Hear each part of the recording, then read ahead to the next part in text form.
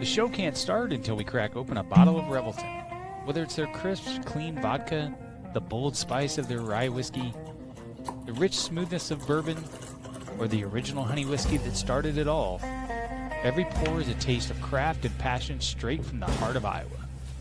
So pour yourself a drink, settle in, and get ready to relax, laugh, and enjoy the show.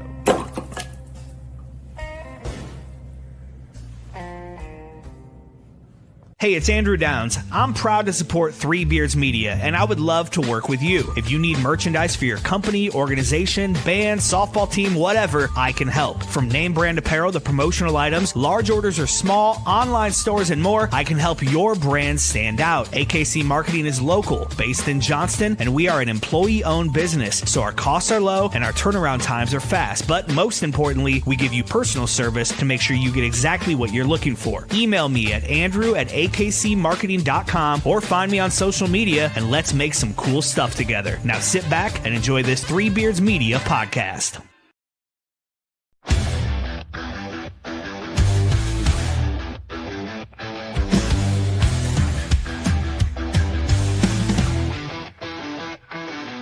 Red and gold on the edge of the sky, feel the rumble, hear the battle cry.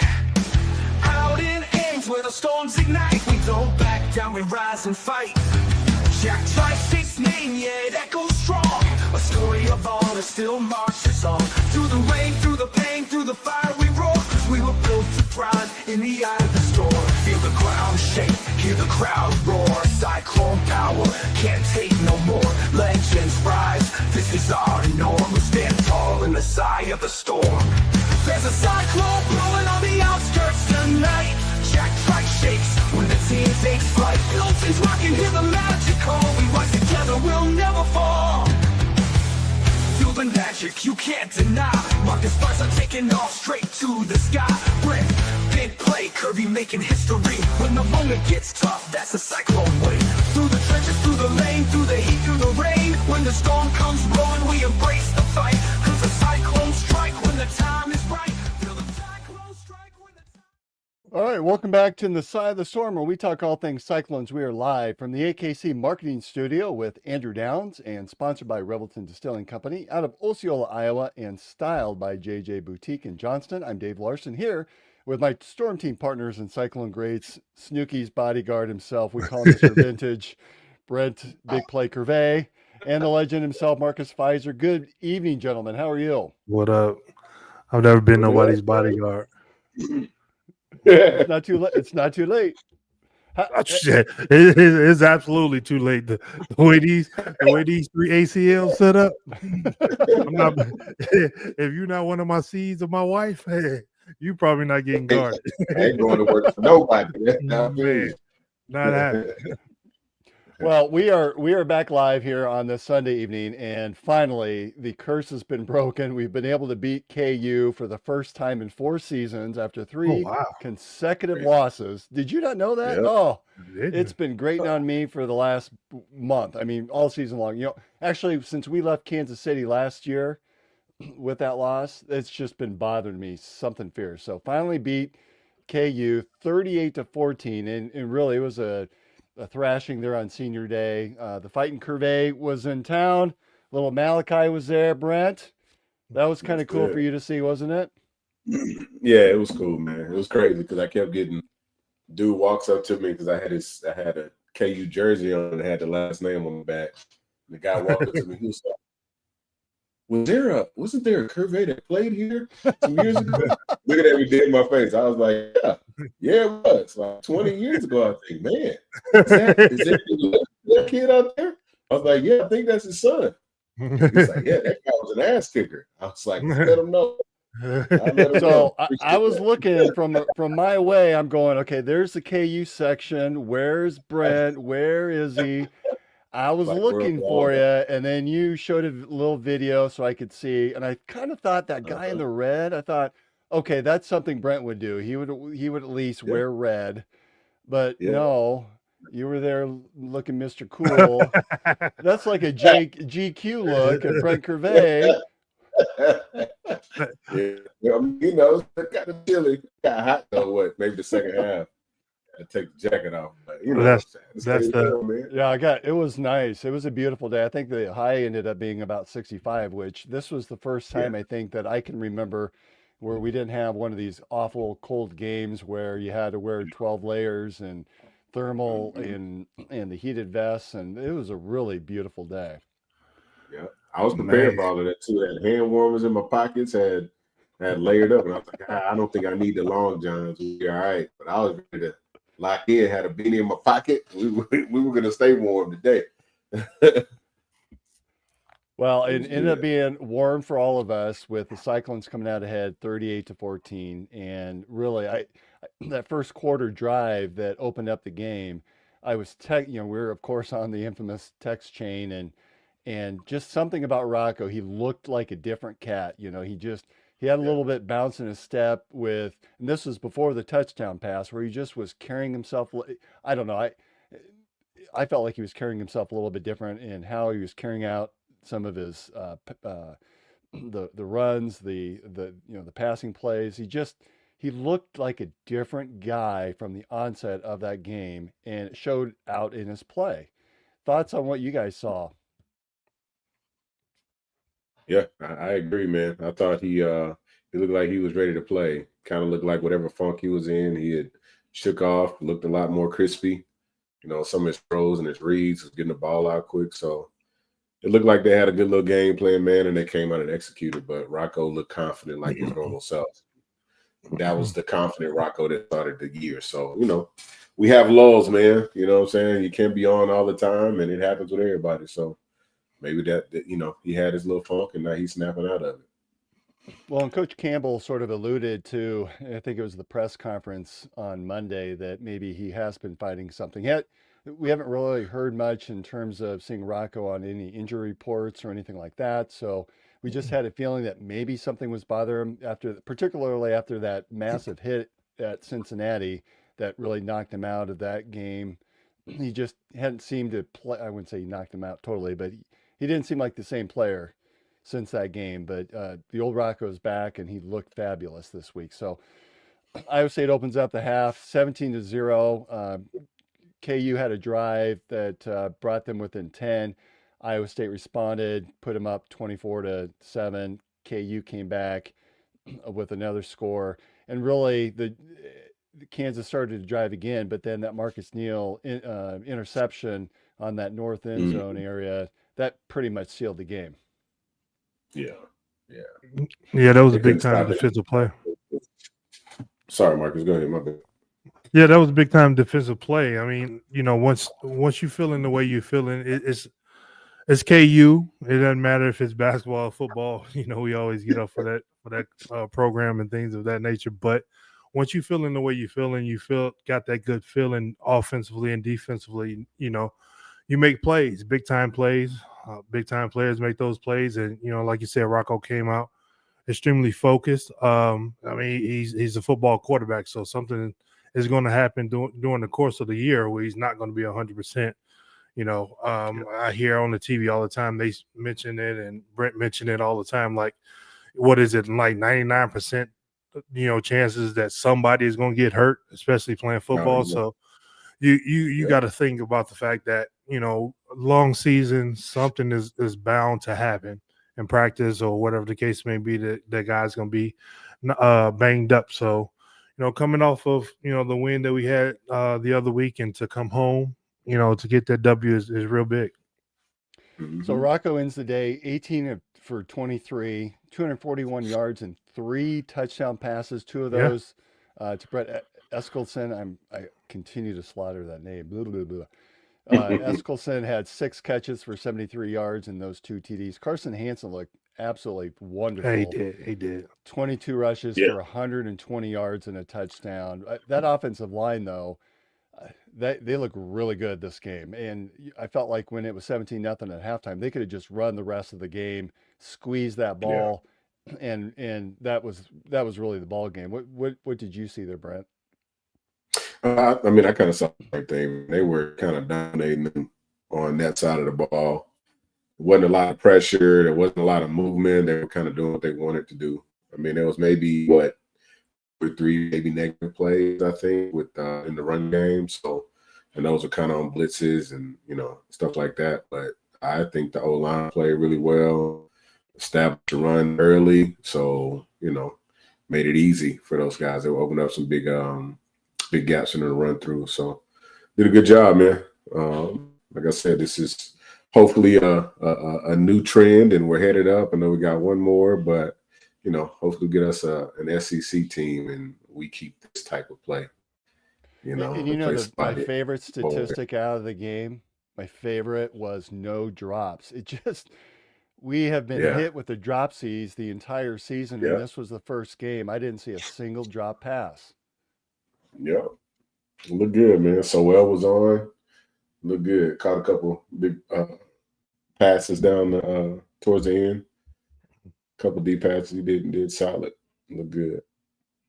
Xavier Townsend did not play, did not dress. I'll be curious to see what they say about that and why that occurred. I meant to listen in on the post-game show and press conference. I did not, so I'm not sure if that came up as a discussion point.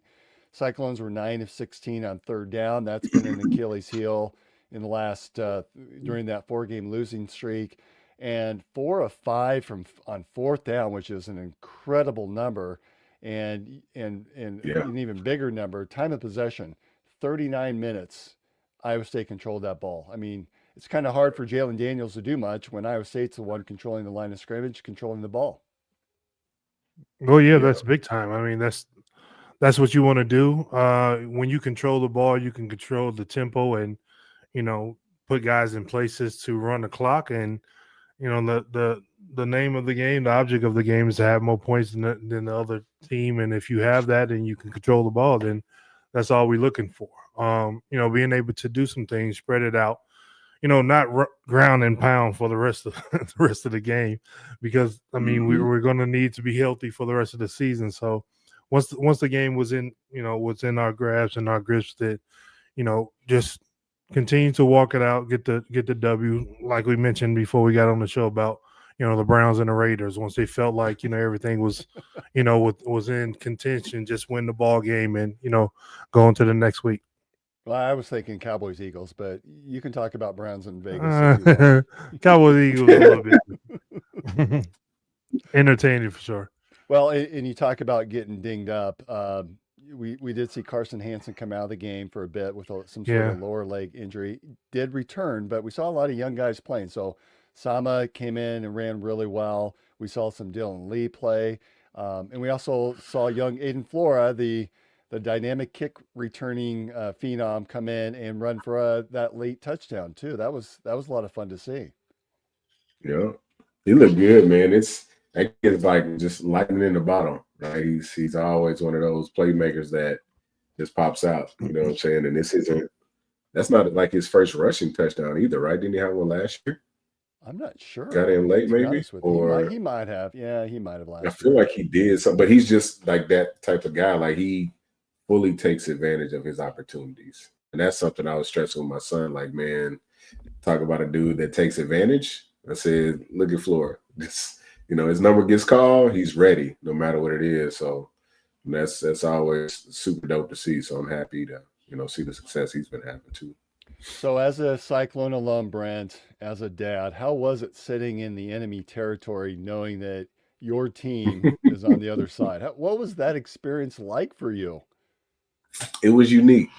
I think Mac's mom was like, "Are you okay?" I was like, I'm cool. I'm here.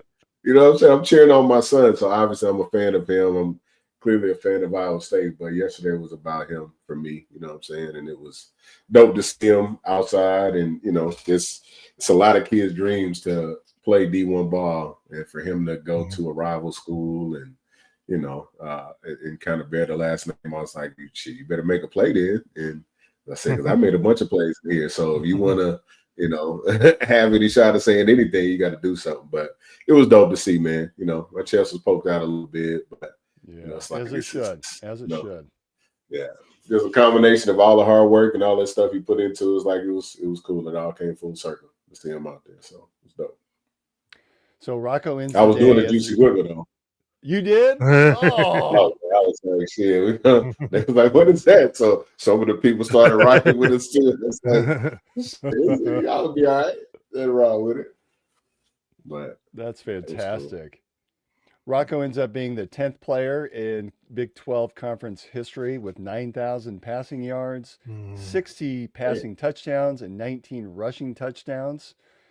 So good job out of him. That's kind of a fun little statistic to see. And Cyclones next play in Stillwater, another 11 o'clock kickoff against the and whatever they are, Okie State. They have not won a conference game, I think, in 2 seasons. So it's really rough for them, but they've been playing well the last 2 or 3 games. That is weird to me, though. It is so weird to me to see a team that has had a lot of success over the years, a team that's in the same state as, their biggest rival, OU, to be going through what they're going through right now, especially doing it like we know the money that OU has, and I'm sure this is the same state, the same oil tycoons and all of that. Something has to happen. They gotta throw some money into their program, because for them not to be winning any conference game in football, come on, they got to do better than that. Well, and I kind of thought, when we were sitting down at the beginning of the year, just doing some predictions about the season, I thought this was either going to go in one or two directions. It obviously went in the wrong direction, but I thought this could have been a bounce back year for Oklahoma State, but not to be at all. Man, he didn't bounce nowhere. Yeah. That ball was flat. It wasn't no bounce. Had some Tom Brady balls that it was deflated a little bit. So the Cyclones do have a lot to play for. So we're now 7-4 on the season with a chance to go 8-4, and even 9-4 with a bowl win. And this would be just the 6th season in school history for the Cyclones to get 8 wins. Half of those have been under Coach Campbell. A lot to play for, and a chance for a 9-win season, which would be huge. Yeah, this would be the 4th season that Iowa State could win 9 games, and 3 of those would have been under Coach Campbell. One, of course, was under Coach McCarney in the 9-3 Inside Out Bowl season in 2000. The other 9+ win seasons for the Cyclones, of course, last year, and then the 2020 season that ended up in the Fiesta Bowl. So a lot to play for with 2 games left in the season. But more importantly, this game also saw the return of Sainedo. Yeah. So there was a lot of talk about this even before, and as soon as they came out, I think that the text chains were just going nuts. Twitter was going nuts because the university had put something out there, and we thought, is this for real? Could this really happen? And sure enough, it did. It ended up being an absolute. I love the look. It really tied in well. A little bit of nostalgia, something that the fans have been screaming for, and there it is. It's absolutely beautiful. It's a lot more. It's sleeker without the ISU, across the middle. Yeah. Which I mean, my era was the first one, but I mean, it looks really nice. It looks a lot cleaner, with the red and the red jerseys, with the red logo. So I think it flowed really well. And you had the stripe down the center of the helmet too. I thought that added to it. Yeah. That's the logo. How we say like the Buckeyes and the other teams, Michigan, to do with the little stickers. That's the little logo that I think we should be, looking to do. The little stickers on the helmets for whatever those guys do it for. I mean, I guess great plays or whatever the criteria is for. But I think that's what we should do with like just that little small logo like that. I think that'd be pretty cool. I like that. That'd be dope. That's a great ad, Marcus. Yeah. Helmets are a little bit different now. There's so many different helmets. Like I don't even know what's like Pat Mahomes' helmet look like it's that big, and then you got other guys' helmet that look as slim as a lemon or something. It's like, what? Hey, But they're cool though. Like I said in the group chat, like I would literally put that on and drive around in my Ram truck with it on, especially on game day. There you go. I agree. I love that. I wonder how much one of those helmets cost. Shit, about $400. At least about 400. Yeah, let me make a phone call. I'll make a phone call. I'll make a phone call before I, look it up online. Yeah. And then go ahead, Brett. Oh no, I was just saying, yeah. Shit, look, make sure you put me on three-way when you make that call too, because I'm trying to hop in there. Open that schedule back. The standings back up. Who opened the standings up? So I hear the standings. So Okay. we talk about a lot to play for. The Big 12 championship game is not for certain. Now the leading contenders, of course, are Texas Tech and BYU. Texas Tech plays West Virginia, which feels like it's a slam dunk. BYU plays UCF, which sounds like a slam dunk. But Arizona State and Utah still have life with a chance to represent the Big 12. Now, for that to happen, though, Arizona State needs help, and of course, Utah needs help. So Arizona State, of course, Texas Tech and BYU, if you win, you're in, right? Arizona State, with one of those other two losses, they have to beat Arizona State has to beat Arizona, plus BYU has to lose to UCF, or Texas Tech has to lose to West Virginia. Where's that BYU game at? I knew you were going to ask me that. Because that can be big. Yeah, you see, play spoiler, it'd be crazy. But I don't. This makes Utah's a playing Kansas. podcast for those. Of course, everybody's now looking up on their phones or on their computers the schedule for next week. I want to say it's in Provo. Mm-hmm. If it's a Pro Bowl, it's definitely going to be a slam dunk. Yeah. For sure. It's getting cold up there too. Yeah, Utah plays at Kansas, and we had heard about that because we had a couple of Kansas fans stop by Shipley's tailgate on Saturday with the infamous Psy ambulance. Let's see here. BYU plays at home against UCF. Yeah, so that should be a W for them. Yeah. Yep. They'll be And straight. for those that are curious, that looks like an 11 o'clock kickoff. 11 o'clock, what? Oh, local? Yeah, no, it shows 12 o'clock. I'm going, well, that could be a noon kickoff then. And it's showing that it's going to be on it's an ESPN2 game. So that would be fun to watch.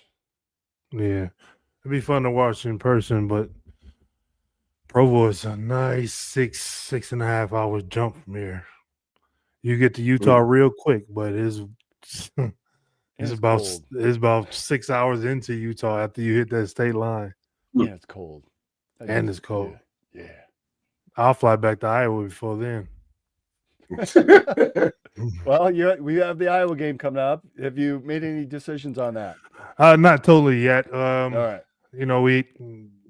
Marcus Jr. gets to come home for Christmas again and all of that stuff that's going on. So this time of year, man, it's, oh my goodness. We were in Walmart earlier today, $450. Just, oh my God. Bro. It's just incredible. It's incredible. Yeah. And that's an abbreviated list. Like I tell my wife, like every year, the older I get, the more I don't eat. And I'm like, listen, what about pies? We don't have to have no pies. None of that stuff. Still $450. So I have a solution for you on how to rectify that. Wow. Have your spouse remodel your kitchen for Thanksgiving. Nah, she won't do that. That's what's going on in my house. Like, I have no cupboards. I don't have anything. I barely have a refrigerator. It's a mess. My house is an entire mess going through this remodel. I can't find anything. I'm looking for a cup. I'm looking for a Revelton. I can't find. She has everything put away, and I rely on her to tell me where to find it. Oh my God, that's the worst. Going through the remote. Now, hopefully, it's better. We have cabinets by Thanksgiving, but we just won't have any cupboards then, or excuse me, we won't have any countertop. Was that planned? This is Shipley's fault too, because he did a remodel of his. We were over there watching that Pop-Tarts Bowl last year, and he was showing us and got a hair up our butt. Oh, we should do that too. And now look where we are. Thanks, Chris. Hey, at least you can't host this year for Thanksgiving, so that's not bad. I guess not. Yeah, I guess that's good. So Utah can get in. Of course, the Texas Tech has to lose, and BYU has to lose. But then they have to beat Utah has to beat KU at KU, which KU fans really feel like that game's over. They feel like Utah's just going to come in and lay the smackdown on them. Yeah, pretty much. But then they also require Arizona State to beat Arizona in order for Utah to get in. So there's a lot of scenarios for some of these to happen. But Texas Tech, BYU, if they win, they're in, and that kind of ends all the scenarios right there. But then if you also look at that, when I had the chart up there, Iowa State really has a chance to tie for 5th place in the Big 12 conference, which is kind of what we thought might happen. So they've come a long way after, those 4 straight losses. Iowa State is still in the hunt, probably heading down. I've heard a lot of talk about Arizona being a destination for a bowl game. I think Cyclone fans would welcome that after spending the last few years either in Florida or Memphis. Can't say I'm a big fan. Probably need a little bit opportunity to go west instead of east this time. I think that would be fun. Welcome by Cyclone fans. Yeah. Let's go somewhere else, because somebody said something about Memphis. I was like, bro, who wants to go to Memphis again? It's like, nah, we gotta give ourselves a better chance of something else. I've had enough of Memphis. Someplace warm. Someplace warm. Very warm. Somewhere warm. All about it. All right, let's take a quick timeout. We'll hear a word from our sponsor. We'll come back on the other side, talk a little basketball. Making great tasting bourbon requires the perfect combination of ingredients, conditions, and time. The longer it rests, the better it tastes. Revelton Distillery's new single barrel bourbon is made from 80% corn, sourced 100% from Iowa farmers. And unlike mass-produced bourbons, each barrel of Revelton's single barrel bourbon is unique, proofed on when it tastes best. As they like to say, it'll be ready when it's ready. And to ensure the highest standards of quality and flavor, owners Rob and Christy Taylor oversee the production and bottling. Every single barrel. Iowa born, Iowa aged, Iowa bottled. Try the new single barrel bourbon from Iowa's own Revelton Distillery. ReveltonDistillery.com.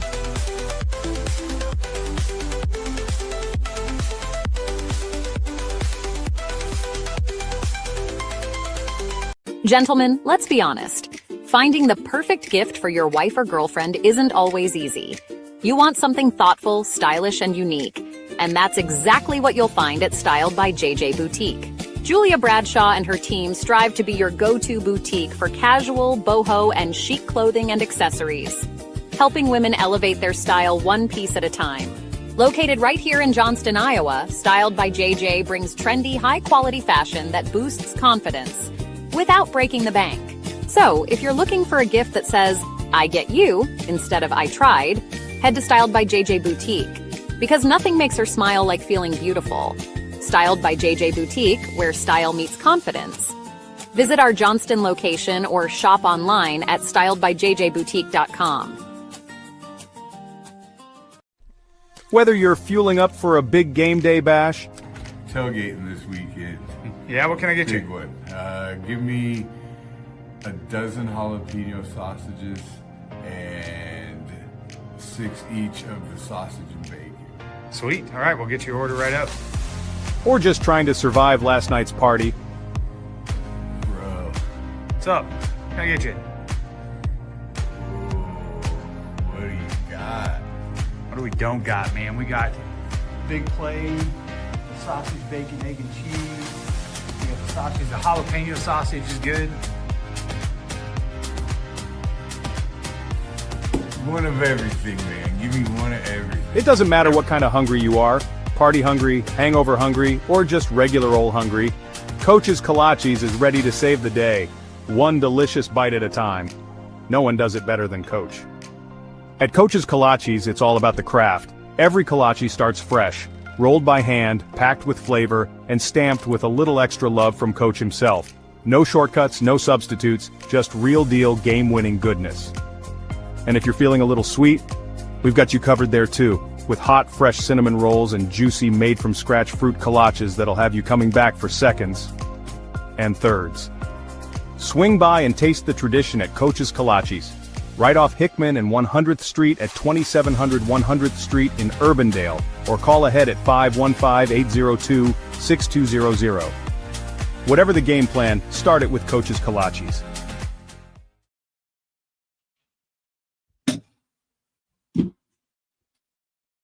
You're muted. Dave, you're muted. I'm unmuted now. How's that work? There you How go. did that happen? Welcome back to I the didn't show there, touch Dave. anything. Good to have you we're back. Thank you. It's good to be back. So we're back to in the side of the storm. Hey, one last football question. I got to ask. TJ Tampa had his first interception of his career this weekend. And do you allow him to keep that ball? Oh, yeah. Yeah, of course. I mean, whatever the plan is, you're supposed to. The first pick, you got to figure that out. Yeah, Do you guys have any balls or anything that you've collected over the years that have been special Balls. mementos of your career?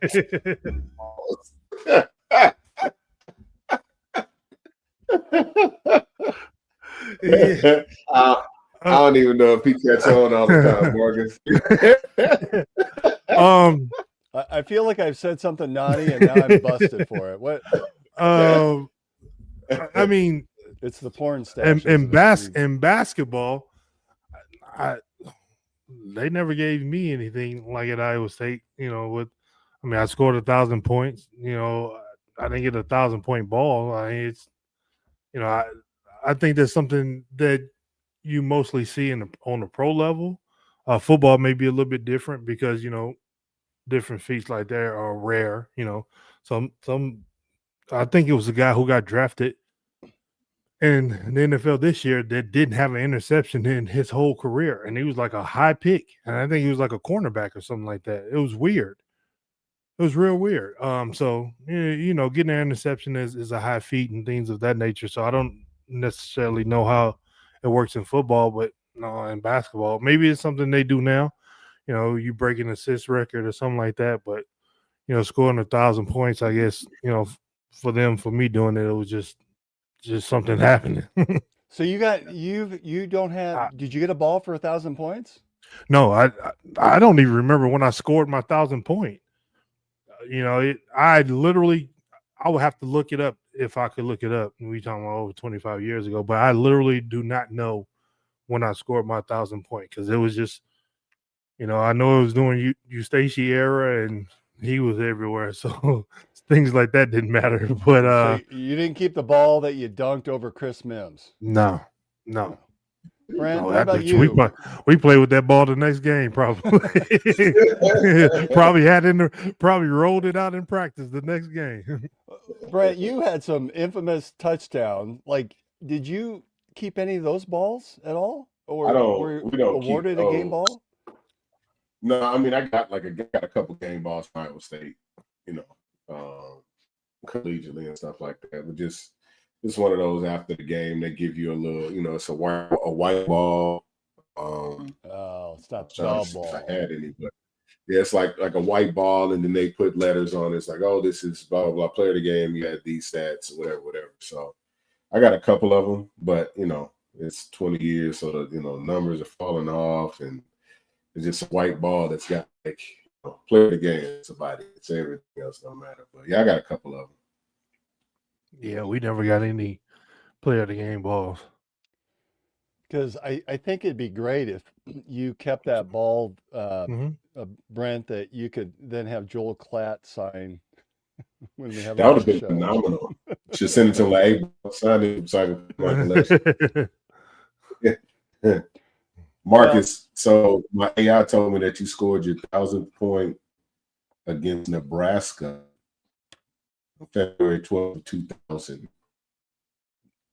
That sound Did right? Go. February 12th of 2000. Yeah, that's what it is. When did you finish? Oh, you Junior I finished finished season? in 2000. That's probably about right. Junior season. I mean, Hmm. Addie Brown just scored her 1,000th point, and she's in her junior season, so that might be about right. But I scored 800 points in my junior season. So So that's I probably don't. at the top of the year. Yeah, it could be the beginning. No, but Good. you said February, right? You finished with It's February. 1,800 points. You finished with 1,800 points for your career, right? At Iowa State. I don't know. Shit up, man. Yeah, whatever. I just showed up. Because you left your literally- junior year. Yeah, I left out my junior year. Yeah. Had I gone 4, obliterated it totally. Yeah. 100%. Yeah, 100%. But no, no one said anything against Nebraska. Was that a home game? It doesn't say. Don't say. Let's see here. It doesn't say. It doesn't matter. We won the game because we, Big 12 we only Yeah, lost y'all- to Colorado and Oklahoma. 68. So 69. that may have been on the road. That was a pretty tough game, but we still won it. But no, really don't know. Would have been nice, but hey. Yeah. Well, if someone That's all had right. that Everybody ball knows out you did, there. Marcus. Freddie Marcus probably got him practicing with it. Man, if that ball is still around 20 years later, like, come on now. Yeah, My NBA draft ball don't have the signatures on it anymore. It's like a Best Buy receipt. Best Buy receipt. You buy all the electronics and stuff, and you have the warranties. And man, I took some stuff back one time and opened up that receipt, and I'm talking about it's just blank. See, y'all got to do something about these. Y'all got to do something about these receipts, man. You still got this That invisible Dick's ink on Sporting there. Goods sticker on the side of the ball. That what? Still has the Dick's Sporting Goods sticker on the side of the ball. I don't think they get them from Dick's, do they? No, I don't. No. Maybe the commemorative ones they do, not the game ones. Possibly. So women's basketball, I was up there again today. Boy, what a good team. They improved to 7-0 on the season. They beat Drake earlier in the week in Des Moines, 87-60. Really was a blowout. Today they beat Mercyhurst. Interesting game, 24-24 tie at the end of one quarter, but then the Cyclones went on like a 47-9 run, and that was pretty much the end of that game. So it was close at first. Audie, it was interesting. Audie went down early with it. She tweaked her knee on a bang play, went back to the locker room, came back out, ended up with, I think, 27 points. But it was interesting observation that when she went down and was laying there, the crowd was as silent as I have. It was interesting. We just had the injury with Bramer at the stadium, in Jack Trice Stadium. It was deathly quiet. It was just as quiet in Hilton Coliseum when Audie went down, and you just thought, uh-oh. Now, she did get up. She did come back. She should be fine. But kind of a scary thought to see a player like that go down. Now, interesting, though, that I was sitting there thinking, injury to Audie, what does that do to the team? What would you envision happening? And maybe it's a hypothetical we don't necessarily need to go through. But at the same time, I kind of thought, you know what? Knock on wood. Yeah, knock on wood. But I really like this team with or without Audie. Clearly, they're a great team with her. But there's still a lot of talent that's there that I think the team would look differently in what they do. But if anything, there's so much athleticism behind Audie with Elisa Williams that would be coming off the bench and Lily Luleo that I still think that there's some talent there that yes, the team will look different, but I think they would still have a really good dynamic team without Audie. What are your thoughts? Am I crazy it may be thinking that way? It may be a little, downfall a little bit. Tougher schemes for the team to play. But well, we know the talent that Coach Finley always gets in and year out. So, will we much rather have her 100%? Again, knock on wood that nothing like that happens, and even this injury is not that severe. So, she continues to have her stellar play. I don't know who do we say we face next. Maybe sit her out a game because what's the point? This early on in the season, we just got to keep rolling the way we are. We have some time. So they play Marquette on Black Friday down in Florida. I want to say St. Pete. Wow. Fort Myers. There's a small, I don't even know if it's necessarily a tournament, but they call it the Coconut Hoops Classic. Coconut Hoops that they play Marquette. So I think that'll be a good game, a good measuring stick for the women. I'll come back. I love this team. I think they're really talented. I love all the parts of how they fit. They're gelling. They look good. They are constantly passing. It's just they're making their shots. Maybe the one area that I would have a concern with would potentially be foul trouble, which you're going to have that with every team. And if they're not making shots, which again you're going to have that with every team, but everything's there. You got the big center down there that can score at will. You've got shooters from the outside. You got drivers. They play really good defense. They were out pressing against Mercyhurst today, and I haven't really seen that out of a Fennelly team. They were a lot of fun to watch. So, well, Iowa State women improved to 7-0. The men, they play tomorrow against, tomorrow's the St. John's game, and I took some notes on this one. 3:30 Central, so 1:30 for you, Marcus. They're playing there in Las Vegas. We'll be on True TV. So they play back-to-back. They play Monday against St. John's, and then Tuesday against Creighton. Both will be on True TV for those of you who are not able to make it. I did see that on Twitter that there seems to be quite a contingency of fans that are heading to Las Vegas for the Thanksgiving holiday. So this is that tournament, and we didn't talk that much about it last week, but it's a tournament where the university is being paid like $1 million for a win to be dispersed to the players or to the university for NIL purposes. So kind of an interesting, kind of an interesting format for that. And there's a lot of really good teams that are in this classic, and it's not a real tournament. So the teams that are in it, I mean, it's not like a traditional, I think it's a 16-team tournament that are playing it. What they're doing is the 2-0 teams, or any 2-0 teams, will play against each other for the championship game. The next 2-0 teams will play each other for the third and fourth place, and then they'll disperse the rest of the teams to play. So you will at least have 3 games to play, no matter what. The question is whatever your point difference is going to determine whether you play in the championship or third and fourth place game, or if you play one of the other games. So kind of an interesting format. Kind of like the NBA Kings Cup thing. In terms I don't understand the NBA Kings Cup. Well, it's basically the same thing. I applaud you for it. It's basically the same thing, except during the NBA season where they slate the games during the season. Everybody is not in the same place at the same time until you get to the point to where you see the teams who have the best records when they meet up in Vegas to, win it all. It's a format that's, teams have been playing over in Europe and overseas for years and years, and it's really, really big. Some of the championships, like, they regard those higher than, the end of the year championships, because, everybody's not going to win the Euro League and everybody is not going to go to the Euro League championship. So they call them cup games. So those cup games are really, really big.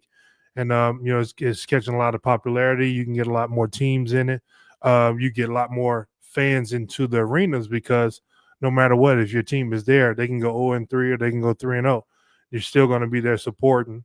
A ton of concession is going to be sold, paraphernalia and all of that. So that's the biggest thing that they're focused on.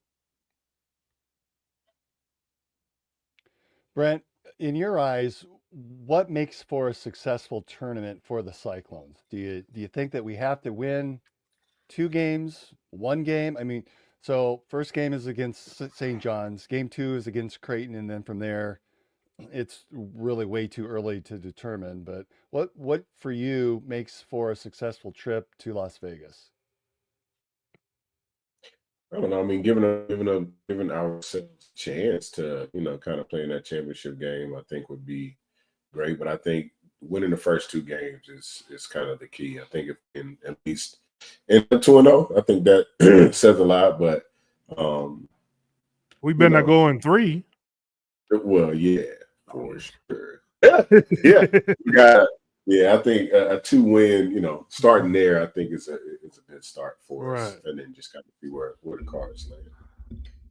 So I don't know if you can see this, but here are all the teams that are in this upcoming tournament. They gonna make some money this little tournament. Yeah, I mean Tennessee, Rutgers, Baylor, Creighton, Kansas, Notre Dame. I mean, Houston these is are in all it, top though. 20. Okay. Yes.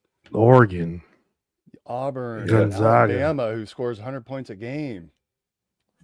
These are UNLV, really good teams. 12 a.m. Oh, this must be Eastern time, or like Central. This would be Eastern time. So that's 9 p.m. Oh, it's 9 p.m. here, but those are those tournaments that they're doing out here now on the West Coast, where like and then these games don't never go off at the time that they're supposed to. So 9 p.m. is going to turn to 9:25, 9:35, and it's like after midnight when you get out of those games. Like we used to take our high school players and stuff to these type games. Man, after that 7 o'clock game, Coach Fires are gone. Y'all can sit here all y'all want to. If the head coach you want to sit here and rub elbows with, like, I've been a part of this. I'm going home, go to sleep, man. I'm getting my Revelton and I'm staying up. I'm watching some of these. This is some good TV. Well, it's different. It's different being at home than being there. All up and down the stairs and all that different stuff. People talk. Well, I would much rather watch it at home. Yeah, for sure. That late, for sure. Well, man. Exactly. Exactly. Not trying to be seen, not trying to do none of that. So it should be really a fun tournament. I'm looking forward to this. Yeah. And this is a chance, we talked a little bit last week, opportunity. We played Creighton in that exhibition game early on, no Taman. According, to apparently TJ had told Coach McDermott, hey, here's some weak spots. I want you to exploit it. Don't know if that's true or not, but this should be some really good test for us. And Brent, if we come out 3-0, I'm going to be so giddy, regardless if we're in the championship game or not. But to be able to beat two quality programs like St. John's and Creighton, and then whoever we face in that third game, that's wow. I think that'll say a lot about this program and what we should expect for the remainder of the year. Yeah, I don't see too many of those teams on there to even be considered to be afraid of. It's early on in the year, but we know what kind of talent that we have on this ball club, and I think Josh is going to play extremely well being at home. Oh, that's a good call out there. Good incentive. And TJ's coming back. Of course, he was head coach of the Running Rebels for what, 2 years, 3 years? It's like 2.5 years or something like that. Right at 3 years. It went by fast. So one thing that at today's women's game that, they ask the players a question, they record it, and then they'll play it during the game. And today's question was, do you have a lucky charm? So I'm going to ask the same question of you, Brent. Do you have, when you were playing, did you have a lucky charm? I had some superstitious things that I would do. It was more habitual for me, but it wasn't a thing I had in particular, but I'd always go sit down at a certain spot on the field. And it's one of those I kind of talk yourself into it. Like I started in high school and I'd sit at like the 50-yard line in high school, and I'd sit there like, this is the last time I'm gonna be on my ass. And nobody's gonna put me on my ass. So it was just one of those, put myself in the right mind space. But I mean, other than that, no, man. I just had pray with mom and pops, or pray with moms or pops before the game. That's what I do with my son now. That's been it. It's the only thing I've ever really done. No Very cool. lucky socks, no shoes, no. I mean, it was at this point it's time to get active. Like, you know what I mean? All right. It wasn't nothing I could control with luck. So, How about you, Marcus? For me, no, nothing. The only thing for me was just like I just always had a strong pet peeve about how my ankles were taped and just the secureness of my feet. You know, if that was off just a little bit or whatever, then I'm worried about my playing my game. So I would get taped, cut it off, retape multiple times until it felt right. I was definitely a high top. We got a lot of players now that wear these low cut shoes. I remember. I think it was my rookie year. MJ was sending me shoes, Jordans and stuff to play in, and there was some the Concords, the patent leather white Jordans. They were low top. oh yeah, And we were yeah. in Orlando, and the equipment manager brought them down, and they bring a couple pair of shoes, and man, those shoes was looking so nice, real nice, low cut. Got my ankles taped. Man, I had the worst first half ever, because it just didn't feel right. It don't feel Yeah. right. I took those shoes off at halftime, and there's actually a trading card that's that's out in circulation or whatever of that game. You can't see the other team, but I know it was that game because it was those shoes, and that's the only time I wore those shoes. So, so for me, that was the only thing. Like I just that was the one thing that just had to be. If it feel like my ankles aren't secure enough, I don't know if that's a superstitious thing or anything like that. But to me, if my ankles weren't right, then that's why we tape for shoot arounds, tape for practice, all that stuff. I had to be taped. My ankles had to be secure because I'm down low. There's a lot of rebounding. You don't know, guards sliding feet up under you and stuff like that. So for me, it always had to be the proper ankle tape. And if somebody take me wrong, that person ain't taking me no more. No Hey, more. I'm telling you, that's one thing I did do too. I'm with you on that one. Like it was nope, you'd have the student for Iowa State or wherever, but it was the student trainer. It was Cole. Copley. Yeah, it was either Copley or Hey. Shannon. It was only two people that touched me. No, man. Hey, It was Cole, like, where you going? no, I got you. Hop up here. It's like, Nah. y'all go ahead. Y'all can hop in this one. Cole got like 6 people ahead of me. I'm fine. I'll wait. Appreciate you. Appreciate you. Yeah. Otherwise, no. we're not doing that. Yeah, that's it. So, two obvious questions for you. Do you still have those Jordans? And what size are No. they? Could Brent and I maybe fit into them? No, their size ain't changing. I'm thinking of you, Brent. See? I have no idea what. I wasn't. It was just a great. The greatest of all time. We trained together for years and years. For my first year and my second year, then the next year he came, he was playing. So just to be around him, and then to have the honor to have shoes sent to the facility for me to play in and stuff like that. That was just a great. But I've never been like I'm not a what they say a shoe head or a sneaker head, anything like shoes break down. They do what they supposed to do, and I got on beach thongs right now. I'm not really a big shoe guy like that. It just is what it is. So even if I had those shoes somewhere, I mean, they could be at my mom's house in the store somewhere because I didn't play in them anymore. I'm sure I just wore them around or whatever afterwards. But chances are somebody probably did something with them. I'm sorry, Brent. I tried.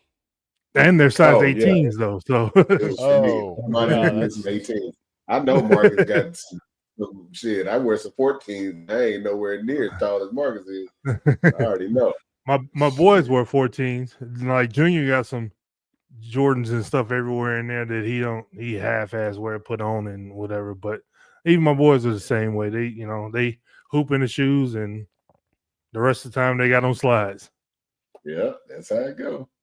All right. Well, congratulations to the Iowa State men's cross country. They finished third place on Saturday in the NCAA. So Oh wow! Congrats for them. Yeah, that's kind of a big deal. And then tomorrow night, Brock Purdy and the 49ers take on the Carolina Panthers on Monday Night Football. So We going we've for got 400. this is going to be a good week. You say he's going for that 400? Oh, and honey, all this over basketball going on. Let Like it go, this is a bro. great week to plan.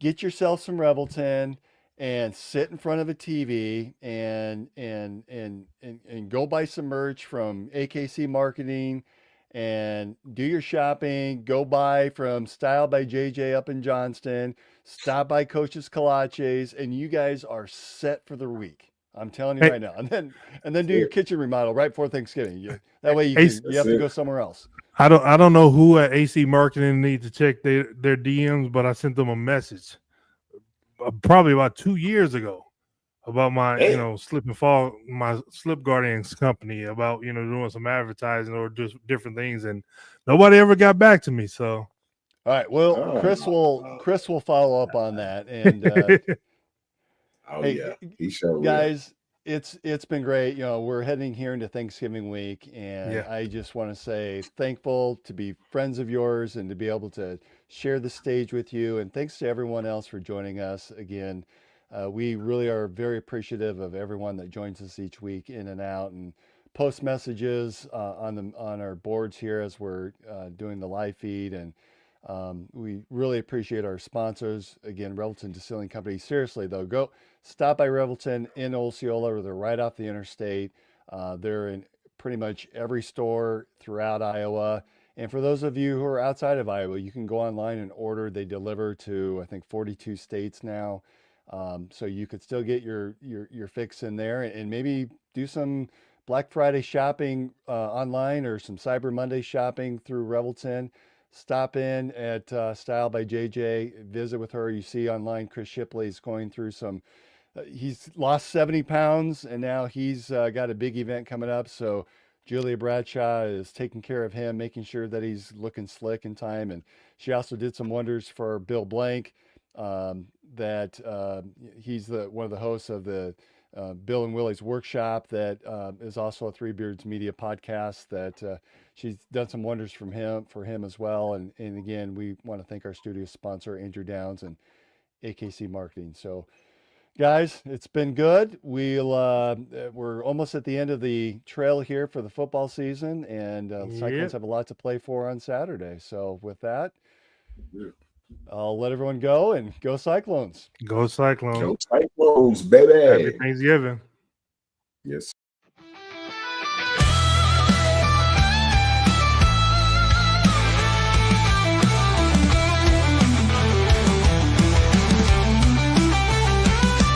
There's a cyclone brewing on the outskirts tonight. Jack Tribe shakes when the team takes flight. Hilton's rocking, hear the magic call. We rise together, we'll never fall. There's a cyclone brewing on the outskirts tonight. Jack Tribe shakes when the team takes flight.